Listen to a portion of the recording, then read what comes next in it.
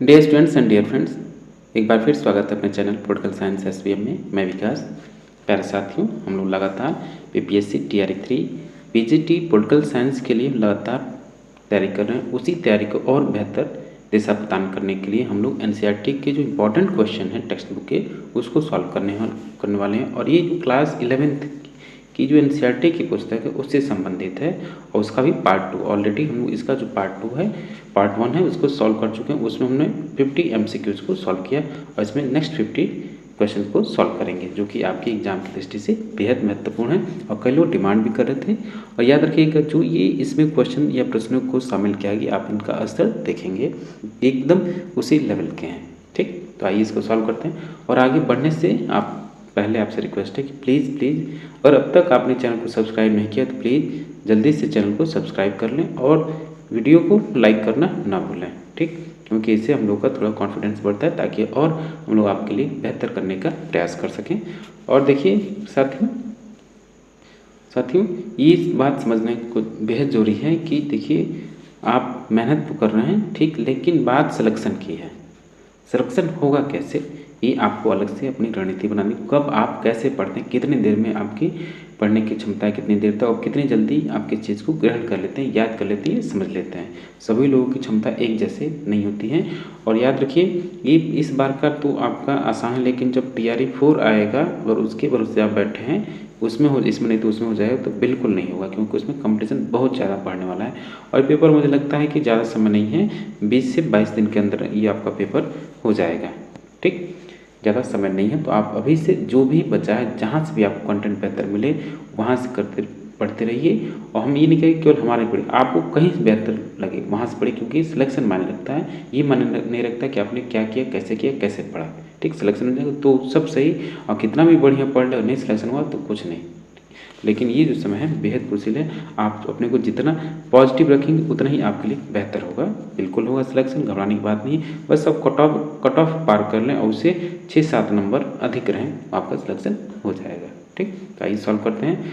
और प्यारे दोस्तों, अगर आपको पेड पीडीएफ की आवश्यकता है, ठीक, पेड पीडीएफ की आवश्यकता है, तो आप ये जो मोबाइल नंबर है 9161701336 पे आप व्हाट्सअप कर सकते हैं। ज़्यादा महंगा नहीं है, बिल्कुल महंगा नहीं, बिल्कुल आपके अंडर पॉकेट है, पॉकेट में है, क्या मतलब कि बहुत कम कीमत है इसकी। क्योंकि इसलिए कि साथ में 1-2 लोग काम करते हैं, उन्होंने ऐसा कहा तो हम लोग ऐसा कर रहे हैं।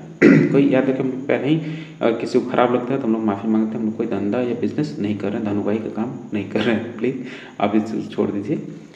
चलिए ठीक है, आइए सॉल्व करते हैं। क्वेश्चन नंबर 51, ऑलरेडी जो 1 to 50 क्वेश्चन है हम लोग उसको पार्ट 1 में सॉल्व कर चुके हैं, आप चैनल पर देख सकते हैं। और इसका जो लिंक है हम लोग उसमें भी शेयर कर देंगे और इसमें भी शेयर कर देंगे। ठीक, और इसका पीडीएफ आपको अवेलेबल है, वो भी पेड पीडीएफ में। ठीक, पेड पीडीएफ में ये अवेलेबल हो जाएगा। इसके साथ ही जो 5 ऑप्शन वाले जो मॉडल पेपर हैं वो लोग भी हम लोग तैयार कर रहे हैं, और ऑलरेडी 2 पेपर तैयार हो गया है, तो आप इसको पेड पीडीएफ में शामिल कर सकते हैं। क्वेश्चन नंबर 51, प्लेटो ने किस पुस्तक में न्याय के सिद्धांत का प्रतिपादन किया था? किस पुस्तक में? पॉलिटिक्स, रिपब्लिक, प्रिंस, या इनमें से कोई नहीं। प्लेटो ने जो उसने न्याय का सिद्धांत प्रतिपादन किया अपनी फेमस पुस्तक रिपब्लिक में किया है, और इसका उपशीर्षक भी है कंसर्निंग जस्टिस। ये बार बार प्रश्न पूछा जाता है, प्लेटो की पुस्तक जो रिपब्लिक है उसका उपशीर्षक क्या है, तो कंसर्निंग जस्टिस या न्याय से संबंधित है। 52 देखिए, निरंकुश राजतंत्र के सिद्धांत का प्रतिपादन किसने किया? जो आपका एब्सोल्यूट मोनार्की है उस सिद्धांत प्रतिपादन किसने किया? Locke, Hobbes, Laski, Bentham. तो निरंकुश राजतंत्र का समर्थन, निरंकुशतावादी, सबसे पहले तो आपको ढूंढना होगा इसमें से कौन निरंकुशतावादी, तो कोई नहीं, हॉब्स है। ठीक, तो वैसे भी हॉब्स हो जाएगा, लेकिन निरंकुश राजतंत्र का समर्थक कौन है? थॉमस हॉब्स, जो कि समझौतावादी विचारक है, और इसकी पुस्तक लेवियाथन है, जो 1651 में प्रकाशित हुई। और प्रथम आधुनिक व्यक्तिवादी होने का भी श्रेय इसी को दिया जाता है। क्वेश्चन नंबर 53, किसने कहा है राज्य को समाप्त नहीं किया जा सकता, वह तिरोहित हो जाता है? राज्य को समाप्त नहीं किया जा सकता है, तिरोहित हो जाता है। ठीक, किसने कहा? ये आपका इसमें बाइलिंगुअल है, देख लीजिए, विदर्स अवे। तो इसका आंसर होगा कौन? Hegel, green, marks, Machiavelli. तो इसका आंसर होगा कार्ल मार्क्स। मीन कैम्प किसकी रचना है? निम्नलिखित में से किसकी जीवनी है? मीन कैम्प, आप सभी को पता है कि मीन कैम्प, ये जो आप बचपन से पढ़ते आ रहे हैं, किसकी रचना है? तो मीन कैम्प जो जर्मनी का चांसलर था या जो वहाँ का तानाशाह शासक था हिटलर, और द्वितीय विश्व युद्ध के कारण इसकी वजह से मतलब कि तो जो पूरी दुनिया थी युद्ध की आग में झुलस रही थी, और इसको आप ये भी कह सकते हैं प्रथम विश्व युद्ध का परिणाम भी। तो मेन कैम्प किसकी रचना है? हिटलर की, एडोल्फ हिटलर की। क्वेश्चन नंबर 55 है, किसने कहा राष्ट्र धरती पर ईश्वर का अवतरण है? किसने कहा? तो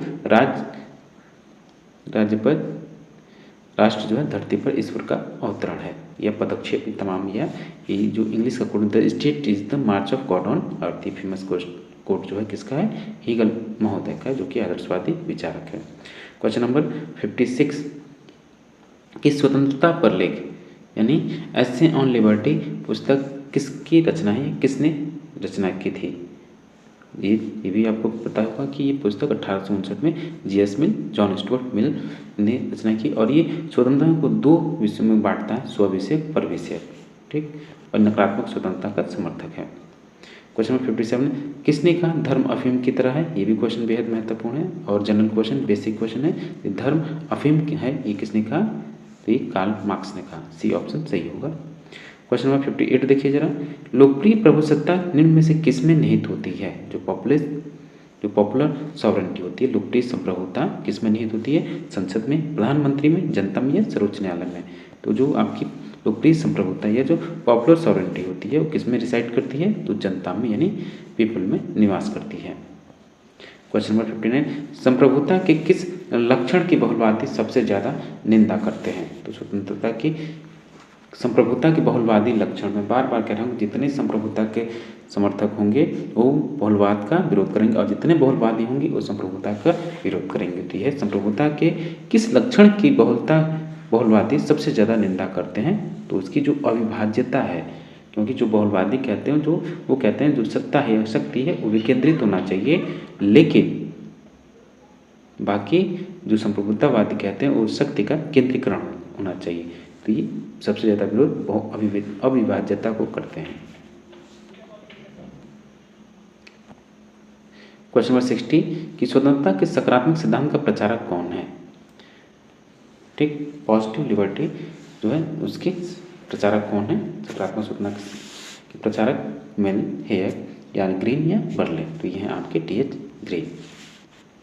अगला प्रश्न देखिए कि निम्न में से कौन सा अधिकार राजनीतिक स्वतंत्रता का हिस्सा नहीं है, यानी राजनीतिक स्वतंत्रता में कौन शामिल नहीं है?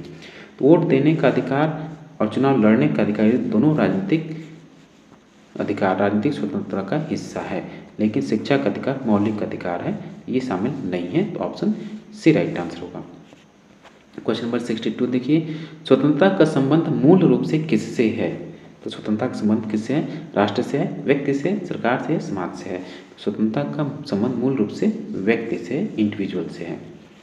क्वेश्चन नंबर 63 है, भारतीय संविधान का कौन सा अनुच्छेद व्यक्ति की स्वतंत्रता का वर्णन करता है?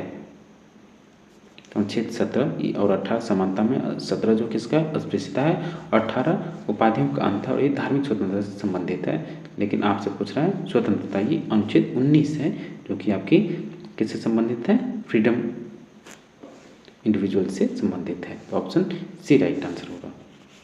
नेक्स्ट क्वेश्चन है क्वेश्चन नंबर 64, निम्नलिखित में से कौन मानव जाति की प्राकृतिक असमानता को न्यायोचित बताता है? जो प्राकृतिक असमानता है उसको न्यायोचित कौन बताता है? अरस्तु, सिसरो या जेफरसन या लिंकन?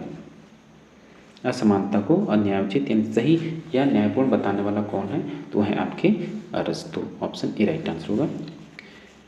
नेक्स्ट क्वेश्चन है question number 65, dear students friends, फिर से हम आपको बताते हैं कि हम लोग ये जो पेपर सॉल्व कर रहे हैं पीपीएससी जो पीजीटी पॉलिटिकल साइंस है या राजनीति विज्ञान है, जो कि वर्ग 11 से 12 के लिए यानी 11वीं से 12वीं कक्षा के लिए जो लेक्चरर या स्कूल टीचर के लिए प्रिपरेशन कर रहे हैं, उसी क्रम में हम लोग आज जो एनसीईआरटी है, एनसीईआरटी उसके जो क्लास 11th है पॉलिटिकल साइंस की पुस्तक का एक निचोड़ कहें आप, उसे एक क्वेश्चन सेट किया गया है और आपकी एग्जाम की दृष्टि से बेहद महत्वपूर्ण है। केवल इसी की दृष्टि नहीं, चाहे आप डीएसएसबी देखें, चाहे यूपीपीजी देखें या चाहे हम आरपीएससी दें, वो सबके लिए महत्वपूर्ण है ये, ठीक, क्योंकि एनसीईआरटी का निचोड़ है। तो आप इसको अच्छे से सॉल्व कीजिए और फिर से हम कहेंगे कि आप चैनल को सब्सक्राइब जरूर कीजिए ठीक। और वीडियो को अवश्य लाइक करें और अपने दोस्तों में बहुत ज़्यादा से ज़्यादा शेयर करें ताकि आपके भला के साथ साथ हम लोगों का भी भला हो। क्वेश्चन नंबर 66 कि सामाजिक न्याय की अवधारणा पर निम्नलिखित में से कौन बल देता है। सामाजिक न्याय की अवधारणा पर निम्नलिखित में से कौन बल देता है। मार्क्सवादी, व्यक्तिवादी, उदारवादी या अराजकतावादी। तो सामाजिक न्याय की अवधारणा पर बल देने वाले मार्क्सवादी हैं। 67 है अगला क्वेश्चन कि न्याय के वितरणात्मक सिद्धांत का प्रतिपादन कौन है। जो डिस्ट्रीब्यूटिव थ्योरी ऑफ जस्टिस है, इसके प्रोपाउंडर कौन है। F.A. Hayek, John Austin, John Rawls या थॉमस हॉब्स। तो वितरणात्मक न्याय से संबंधित कौन है आपका, रॉल्स। अगर इसका जनक अगर पूछते तो आप अरस्तु कह सकते हैं। अगर ऑप्शन में जॉन रॉल्स नहीं है तो अरस्तु होगा। ठीक। क्वेश्चन नंबर 68 कि मानवाधिकार की सार्वभौम घोषणा कब स्वीकार की गई थी। तो ये 10 दिसंबर 1948 को। ठीक। ऑप्शन डी राइट आंसर होगा, अंतर्राष्ट्रीय मानवाधिकार आयोग। क्वेश्चन नंबर 69 है कि अंतर्राष्ट्रीय मानवाधिकार दिवस हर वर्ष या प्रत्येक वर्ष किस दिन मनाया जाता है। तो अभी हमने लिखा, अगर आपको ध्यान होगा तो 10 दिसंबर, प्रत्येक वर्ष 10 दिसंबर को अंतर्राष्ट्रीय मानवाधिकार दिवस मनाया जाता है। क्वेश्चन नंबर 70 देखिए कि निम्नलिखित में से किस अधिकार का वर्णन लॉक के प्राकृतिक अधिकारों में नहीं है। तो लॉक के प्राकृतिक अधिकारों में कौन सा नहीं है। तो 3 प्रकार के प्राकृतिक अधिकारों की बात करता है, जीवन, स्वतंत्रता और संपत्ति का अधिकार। और संपत्ति में ही अन्य 2 को शामिल करता है। तो समानता का अधिकार उसमें शामिल नहीं। ये क्वेश्चन आपसे बार बार पूछा जाता है क्योंकि बीपीएससी देखिए आपसे प्रश्न जो पूछेगा कंसेप्ट बेस्ड पूछेगा। ठीक। तो आपको पहले बात कि एनसीईआरटी पढ़ी हुई होनी चाहिए, नहीं पढ़ी हुई होनी चाहिए तो जो उसके चैप्टर्स के जो टॉपिक्स हैं उनसे संबंधित जितना आपको कंटेंट मिले या कहीं से मिले, आप उसको जितने उससे सिलेबस में टॉपिक है उसको पढ़ा हुआ होना चाहिए। ठीक। तो बीपीएससी कई बार ऐसे प्रश्न पूछ रहा है कि वो क्वेश्चन तो कहीं मिलेगा ही नहीं, आप चाहे तो उठा के दे सकते हैं। तो अगर आपका कंसेप्ट होगा तो क्वेश्चन सॉल्व कर लेंगे। अगर आप कहेंगे कि किसी एक बुक या गाइड से मिले तो बिल्कुल संभव नहीं है। ठीक। तो आप ये प्रश्न किया करें न कमेंट बॉक्स में, नहीं आप ऐसा व्हाट्सअप करें कि कौन सी बुक बेस्ट है, कौन सी बेस्ट है। बिल्कुल नहीं, एक बुक से ये सब चीज़ें नहीं होती हैं। क्वेश्चन नंबर नेक्स्ट है कि 71 कि किसने कहा अधिकार वह मांग है जिसे समाज स्वीकार करते हुए राज्य लागू करता है, राष्ट्र लागू करता है। कि अधिकार वह मांग है जिसे समाज स्वीकार करता है और राज्य लागू करता है। कथन किसका है, वाइल्ड, हॉलमैन, बोसांके या लास्की। तो ये कथन है लास्की का, रॉल्फ जोसेफ लास्की का। क्वेश्चन नंबर 72 अधिकारों के प्राकृतिक सिद्धांत के अनुसार हमारे अधिकार का स्रोत कौन है। तो हमारे अधिकार का स्रोत कौन है, राष्ट्र, संसद, प्रकृति या इनमें से कोई नहीं। ये है अधिकारों का स्रोत कौन है, प्राकृतिक सिद्धांत के अनुसार अधिकारों का स्रोत जो है प्रकृति है। क्वेश्चन नंबर 73 किसने कहा अधिकारों का महत्व केवल मात्र कर्तव्यों के संसार में है। किसका कथन है ये, कर्तव्यों के संसार में किसका है। तो ये कथन आपका लास्की का है। किसके अनुसार कानून संप्रभु का आदेश है, कानून संप्रभु की आज्ञा है। किसका है, पाउंड, ऑस्टिन, ग्रीन या विल्सन। तो ये कथन आपका John Austin. Lectures on jurisprudence इनकी पुस्तक है, लेक्चर्स ऑन जूरिस्प्रूडेंस, विधि शास्त्र पर व्याख्यान। 75 को देखिए कानून का सबसे अधिक प्रत्यक्ष और महत्वपूर्ण स्रोत क्या है। ऑप्शन देखिए विधि निर्माण, धर्म या प्रथा। तो कानून का सबसे अधिक प्रत्यक्ष और महत्वपूर्ण स्रोत है कौन सा, विधि निर्माण। किसने कहा कि स्वतंत्रता अति शासन का विलोम है, लास्की, सीले, ग्रीन या बार। ये क्वेश्चन बेहद महत्वपूर्ण है, बेहद महत्वपूर्ण है। ठीक, ऐसे क्वेश्चन आपको भूलना नहीं चाहिए, फैक्चुअल है और एक याद रहा तो आपको 1 नंबर पक्का हो जाएगा आपका। और 1 नंबर से मेरिट आगे पीछे हो जाती है तो बहुत आपको मतलब कि खल होगा। तो स्वतंत्रता यानी liberty is the opposite of over government. ये किसका कथन है, तो ये जॉन सीले का कथन है, भूलना नहीं है, याद कर लीजिए। नेक्स्ट क्वेश्चन है क्वेश्चन नंबर 77 लास्की का ये कथन। तो ये कथन तो बिल्कुल आपको याद रखना है और पहले से बता रहा है लास्की के कथन कि क्या, मुझे केक खाने का अधिकार नहीं है यदि मेरे पड़ोसी को मेरे इस अधिकार के कारण सूखी रोटी से वंचित रहना पड़े। किस असमानता को दर्शाता है, राजनीतिक, सामाजिक, आर्थिक या इनमें से कोई नहीं। तो ये आर्थिक असमानता की बात करता है लास्की। 78 है कि किसने कहा जहाँ कानून नहीं होता वहाँ स्वतंत्रता नहीं होती, कानून के अभाव में स्वतंत्रता संभव नहीं है, किसका कथन है? या ठीक, एक तो वो है कि कानून संप्रभु का आदेश है, एक वो कोट याद कर लीजिए और ये कोट भी याद कर लीजिए, जहाँ कानून नहीं वहाँ स्वतंत्रता नहीं, किसका कथन है?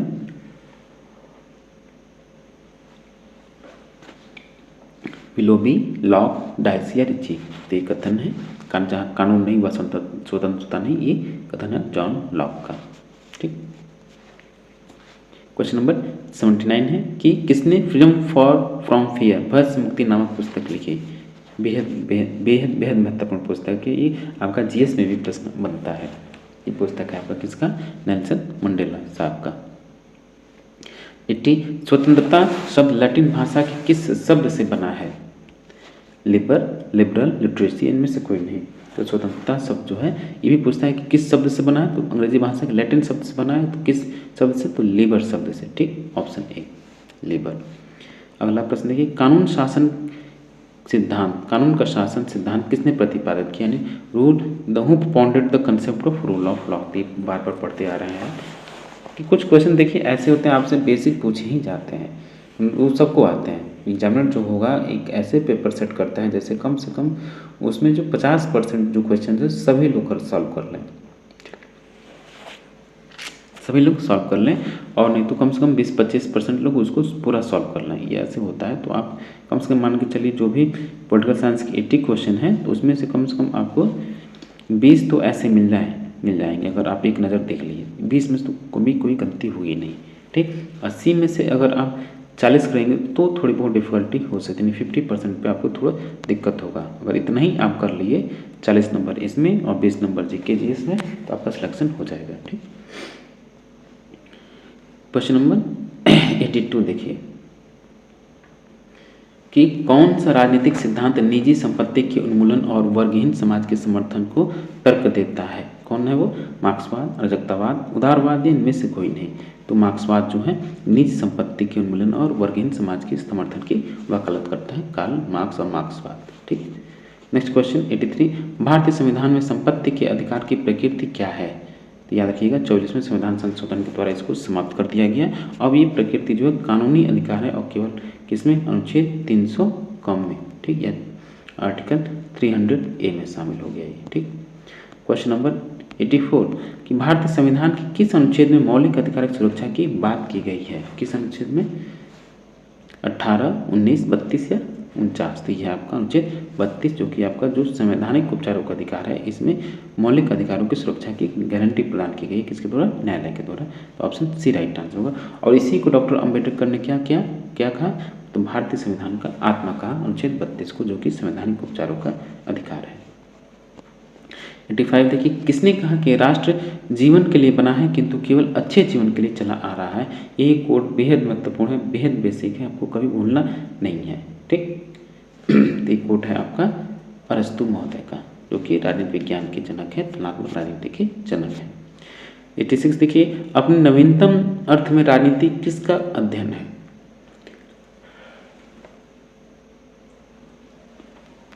तो अपने नवीनतम अर्थ में राजनीति विज्ञान किसका अध्ययन करता है? तो राष्ट्र का करता है, सत्ता का करता है और शासन का करता है। ठीक, तो ऑप्शन डी राइट आंसर होगा। ठीक, भारतीय संविधान के किस अनुच्छेद में अवसर की समानता दी गई है? अवसर की समानता यानी इक्वलिटी ऑफ अपॉर्चुनिटी किस अनुच्छेद में है? ये 15, 16, 17 या 18 थी है अनुच्छेद 16 में, लोक नियोजन के संबंध में समानता। 88 कि कार्ल मार्क्स ने किस प्रकार के समाज में व्यक्ति की पूर्ण मुक्ति की संभावना की कल्पना की है? पूंजीवादी, समाजवादी, वर्गहीन समाज या वर्गहीन व राष्ट्रहीन समाज? तो वो वर्किंग क्लासलेस सोसाइटी की बात करता है। 89 ठीक, long walk to freedom, fair from freedom और लॉन्ग वॉक टू फ्रीडम दोनों किताबें बेहद महत्वपूर्ण हैं। जेके जीएस के साथ साथ करंट में भी पूछ लिया जाता है, कहीं पूछ लिया जाता है ऐसे पुस्तकों को। तो लॉन्ग वॉक टू फ्रीडम किसकी आत्मकथा है, किसकी ऑटोबायोग्राफी है? तो ये बायोग्राफी है आपकी नेल्सन मंडेला साहब का। क्वेश्चन नंबर 90, भारतीय संविधान का कौन सा मौलिक अधिकार अल्पसंख्यकों के हितों की रक्षा करता है? मैं शायद गलत बोला हूँ। जो एक पुस्तक है फ्रीडम फ्रॉम फियर, किसकी पुस्तक है? मैं शायद वहाँ आपको मंडेला बोल दी, बल्कि वहाँ आंग सान सू की होना चाहिए। ठीक, ये गलती है, मिस्टेक हो गई। क्वेश्चन नंबर 19, भारतीय संविधान का कौन सा मौलिक अधिकार अल्पसंख्यकों के हितों की रक्षा करता है? तो वह है अनुच्छेद 2930, जिसको आप क्या बोलते हैं? संस्कृति व शिक्षा से संबंधित अधिकार। 91 देखिए, वर्तमान में भारतीय संविधान में कुल कितने मौलिक कर्तव्य हैं? तो वर्तमान में भारतीय संविधान में कुल मौलिक कर्तव्यों की संख्या 11 है। ये पहले मूल रूप से 10 था, और मूल संविधान में शामिल नहीं था, बल्कि 42वें संविधान संशोधन में इसको शामिल किया गया। अनुच्छेद 51 का भाग 4 क में। ठीक, इतना चीज़ें आपको पता होनी चाहिए, बेसिक चीज़ें हैं। तो 92 देखिए, निम्न में से राजनीतिक समानता कौन सी है? तो राजनीतिक समानता कौन सी है इसमें? एक तो मतदान यानी वोट करने का अधिकार, और चुनाव लड़ने का अधिकार, ये क्या है? और आवेदन पत्र देने का भी अधिकार आप कह सकते हैं। क्या राजनीतिक अधिकार समानता है? तो ऑप्शन डी होगा इनमें से सभी। नेक्स्ट क्वेश्चन है क्वेश्चन नंबर 93, भारतीय संविधान में कितने मौलिक अधिकार दिए गए हैं? तो भारतीय संविधान में मूल में तो 7 थे, लेकिन वर्तमान में मौलिक अधिकारों की संख्या 6 है। तो ऑप्शन बी राइट आंसर होगा। नेक्स्ट क्वेश्चन है क्वेश्चन 94, भारतीय संविधान की प्रस्तावना कितने प्रकार के न्याय की बात करती है? तो भारतीय संविधान की प्रस्तावना सामाजिक, आर्थिक और राजनीतिक न्याय की बात करती है। तो ऑप्शन बी राइट आंसर होगा 3। ठीक, अगला प्रश्न देखिए 95। फिर से दोस्तों हम आपसे रिक्वेस्ट करना चाहेंगे कि अगर अब तक आपने चैनल को सब्सक्राइब नहीं किया है तो प्लीज़ आप चैनल को सब्सक्राइब कर लें, और जो लोग सब्सक्राइब कर चुके हैं उनसे ये भी रिक्वेस्ट है कि जितना हो सके उतना शेयर करें, ताकि हम लोगों को भी आपके साथ साथ लाभ हो, कुछ कॉन्फिडेंस बढ़े, ताकि हम लोग को लगे कि जो हम लोग प्रयास करें निरर्थक नहीं कर रहे हैं। ठीक, प्राचीन भारतीय समाज में न्याय का संबंध किससे था? ऑप्शन देखिए, शांति, शक्ति, धर्मी सम्मान। तो प्राचीन भारत में समाज में न्याय का संबंध शक्ति से था। क्वेश्चन नंबर 96 है कि दास कैपिटल नामक पुस्तक किसने रचना की? ये भी आसान सा प्रश्न है। दास कैपिटल नामक पुस्तक की रचना कार्ल मार्क्स की ऑटोबायोग्राफी है। क्वेश्चन नंबर 97 कि द प्रिंस नामक पुस्तक के लेखक कौन है? तो द प्रिंस नामक पुस्तक के लेखक कौन है? तो है आपके मैकियावेली महोदय। क्वेश्चन 19, अधिकारों की सुरक्षा के लिए कौन सा तत्व सर्वाधिक महत्वपूर्ण है? तो अधिकारों की सुरक्षा के लिए जो तत्व सर्वाधिक महत्वपूर्ण है, स्वतंत्र न्यायपालिका। नेक्स्ट क्वेश्चन 99, संयुक्त राष्ट्र संघ द्वारा मानवाधिकारों की सार्वभौम घोषणा को कब स्वीकार किया गया? कब स्वीकार किया गया? 10 दिसंबर 1948 को। क्वेश्चन 100 और लास्ट क्वेश्चन है कि ब्राइस ने अपनी पुस्तक मॉडर्न डेमोक्रेसी, एक पुस्तक का नाम आता है कि मॉडर्न डेमोक्रेसी किसने लिखा? लॉर्ड जेम्स ब्राइस ने लिखा थी। आपको याद रखना है कि बिना कि देखिए क्वेश्चन क्या है कि ब्राइस ने अपनी पुस्तक मॉडर्न डेमोक्रेसी की रचना किस पद्धति के आधार पर की थी? तो था पर्यवेक्षणात्मक, ऑब्जर्वेटरी था, ऑब्जर्वेशनल। ठीक, तो प्यारे दोस्तों ये था आपका PPSC PGT के लिए पॉलिटिकल साइंस का जो एक मॉडल पेपर का है, PGT पॉलिटिकल साइंस का जो राजनीतिक विज्ञान है उसके लिए मॉडल पेपर था। ठीक, तो सेकंड मॉडल पेपर है, ऑप्शन नंबर जो दूसरा